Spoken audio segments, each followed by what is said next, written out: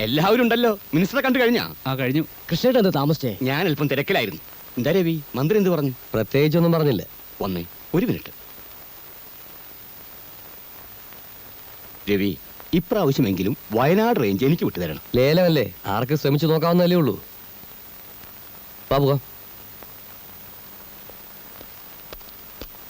നമസ്കാരം. നമസ്കാരം. എന്തൊക്കെയാണ്? അകത്തുണ്ടല്ലോ. ഉണ്ട്. ഒന്ന് കാണട്ടെ. ചെല്ല.